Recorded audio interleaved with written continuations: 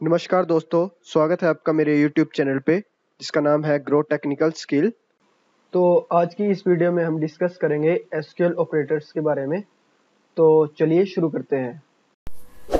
Subscribe कीजिए हमारे channel को और लेटेस्ट जानकारी के लिए बेल आइकन को दबाना ना भूलें। तो जो एसक्यूएल ऑपरेटर्स होते हैं वो बेसिकली चार कैटेगरीज में डिवाइडेड है। फर्स्ट है अर्थमेटिक ऑपरेटर्स, सेकंड है कंपैरिजन ऑपरेटर्स, और थर्ड है लॉजिकल ऑपरेटर, और फोर्थ है स्पेशल ऑपरेटर। तो हम वन बाय वन इन सभी ऑपरेटर्स के बारे में पढ़ेंगे। तो आज की इस वीडियो में हम ओनली अर्थमेटिक ऑपरेटर्स के बारे में डिस्कस करेंगे और नेक्स्ट थ्री ऑपरेटर्स जो है वो हम अपनी आने वाली नेक्स्ट वीडियोस में डिस्कस करेंगे।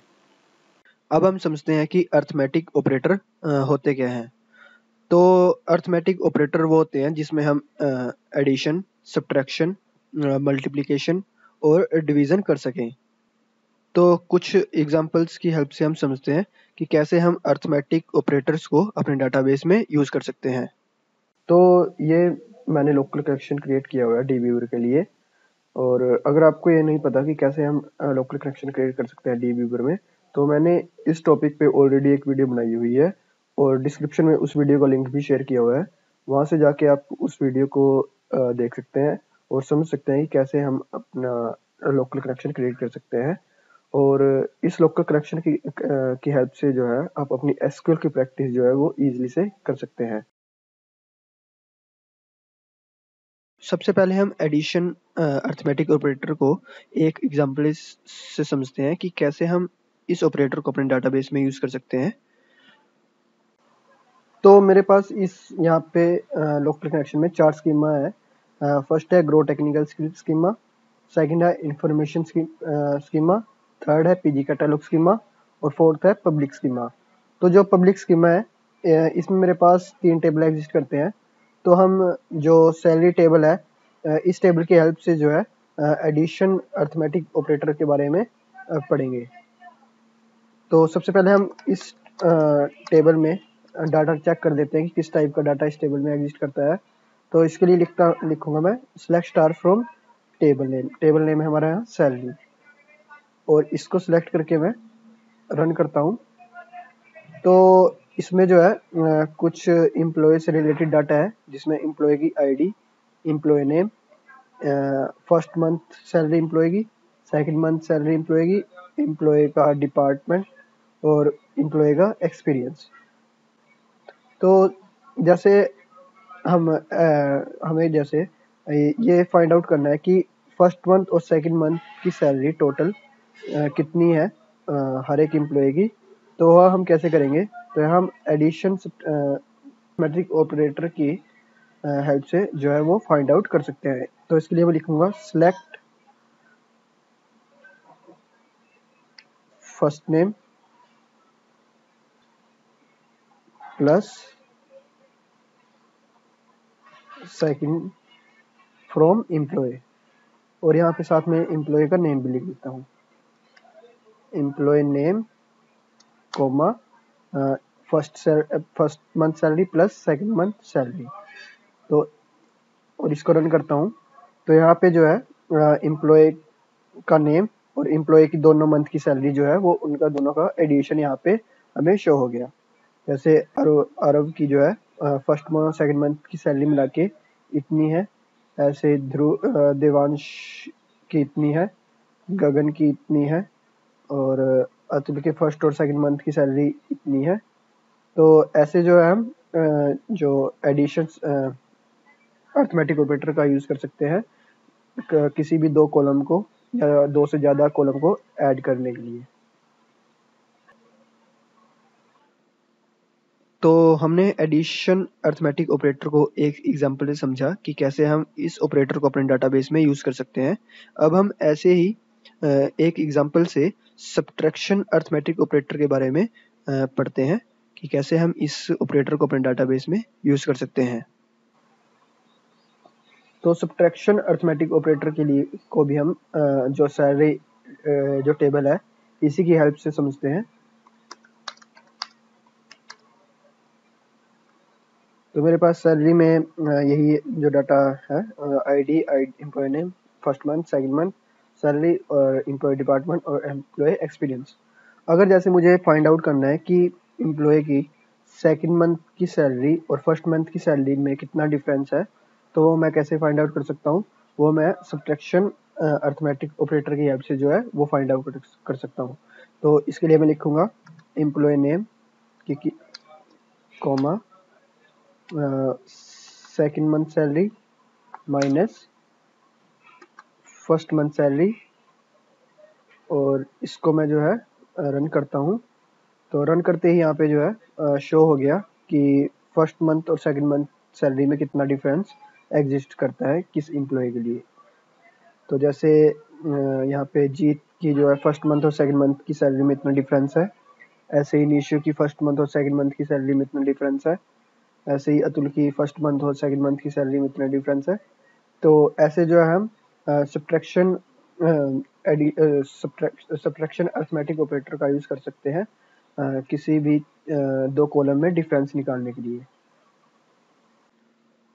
तो ये हुआ कि सब्ट्रैक्शन अर्थमेटिक ऑपरेटर को कैसे हम अपने डाटाबेस में यूज़ कर सकते हैं। अब हम मल्टीप्लिकेशन अर्थमेटिक ऑपरेटर को एक एग्जांपल से समझते हैं कि कैसे हम इस ऑपरेटर को अपने डाटाबेस में यूज़ कर सकते हैं। तो हम जो है मल्टीप्लिकेशन अर्थमेटिक ऑपरेटर को भी सैलरी टेबल की हेल्प से ही समझते हैं कि कैसे हम इसे यूज़ करते हैं। तो सबसे पहले मैं लिखता हूँ यही डाटा चेक करता हूँ। तो जैसे मान लीजिए कि मुझे मल्टीप्लाई करना है एम्प्लॉय फर्स्ट मंथ सैलरी और सेकंड मंथ सैलरी और एम्प्लॉय का नेम। जैसे मैं लिखता हूँ यहाँ पे employee name comma first month salary multiply by 2 comma second month salary multiply by 2 और इसको रन करता हूँ। तो इसमें क्या हुआ कि मैंने जो है हर एक एम्प्लॉय की फर्स्ट मंथ सैलरी और सेकंड मंथ सैलरी में को जो है वो 2 से मल्टीप्लाई कर दिया। तो इससे जो है हमारी आउटपुट ये आई। उसके हर एक फर्स्ट मंथ सैलरी में भी हमने में जो भी फर्स्ट मंथ सैलरी होगी उस एम्प्लॉय की, उसको हमने 2 से मल्टीप्लाई कर दिया और उसके लिए ये आया। जैसे अगर मुझे चेक करना है कि इसकी फर्स्ट मंथ सैलरी पहले क्या थी इस एम्प्लॉय की, ठीक है। तो अब मैं जैसे रन करता हूँ तो इसकी फर्स्ट मंथ सैलरी ये थी और मैंने इसको अब 2 से मल्टीप्लाई कर दिया तो इसकी फर्स्ट मंथ सैलरी ये होगी। ऐसे ही अतुल की जो है फर्स्ट मंथ सैलरी ये थी और मैंने अभी इसको मल्टीप्लाई कर दिया 2 से, तो अब ये इतनी होगी। तो ऐसे जो है हम मल्टीप्लिकेशन अर्थमेटिक ऑपरेटर को यूज़ कर सकते हैं अपने डाटाबेस में। तो ये हुआ कि मल्टीप्लिकेशन अर्थमेटिक ऑपरेटर को कैसे हम अपने डाटाबेस में यूज़ कर सकते हैं। अब हम नेक्स्ट डिवीज़न अर्थमेटिक ऑपरेटर को एक एग्जांपल से समझते हैं कि कैसे हम इस ऑपरेटर को अपने डाटाबेस में यूज़ कर सकते हैं। तो हम डिवीज़न अर्थमेटिक ऑपरेटर को भी सैलरी टेबल की हेल्प से ही समझते हैं कि कैसे हम इसे अपने डाटाबेस में यूज़ कर सकते हैं। तो जैसे मान लीजिए कि मुझे एम्प्लॉय के हर एक उस एम्प्लॉय की फर्स्ट मंथ और सेकंड मंथ को जैसे हाफ करना है, मतलब कि मतलब उसका हाफ कितना होगा, ठीक है। तो मैं क्या करूँगा, एम्प्लॉय नेम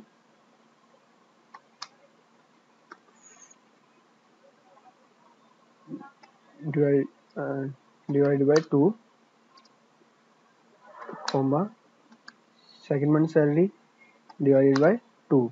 जैसे मान लीजिए कि कंपनी ने बोल दिया कि इस मंथ में जो है जो आपकी फर्स्ट मंथ सैलरी थी और उसकी हाफ जो है इस बार आपको वो मिलेगी। ऐसे ही सेकंड मंथ की सैलरी जो है, चलो अभी हम फर्स्ट मंथ की सैलरी मान लेते हैं कि जैसे थर्ड मंथ की सैलरी में बोला गया कि जो आपकी फर्स्ट मंथ सैलरी थी उसकी हाफ जो है वो आपको थर्ड मंथ में मिलेगी। तो मैं इसको रन करता हूँ। तो जो जैसे अभी इसके साथ मैं फर्स्ट मंथ भी देख लेता हूँ कि पहले क्या थी। अभी जैसे ये था, जैसे अतुल की बात करते हैं कि अतुल की फर्स्ट मंथ सैलरी ये थी, बट अब उसको थर्ड मंथ में क्या मिलेगा कि थर्ड मंथ में उसको फर्स्ट मंथ की हाफ मिलेगी। तो उसकी हाफ कितनी होगी, ये ऐसे ही निशु की जो है फर्स्ट मंथ सैलरी इतनी थी, बट थर्ड मंथ में जो है कंपनी ने बोल दिया कि उस फर्स्ट मंथ की आपको हाफ सैलरी मिलेगी थर्ड मंथ में, तो मतलब थर्ड मंथ में उसको इतनी सैलरी जो है वो मिलेगी।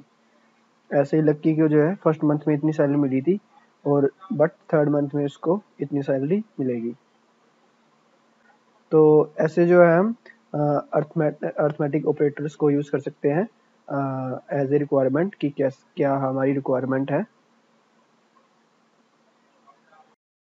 आई होप आपको ये वीडियो अच्छी लगी होगी। वीडियो को फुल देखने के लिए धन्यवाद। वंदे मातरम।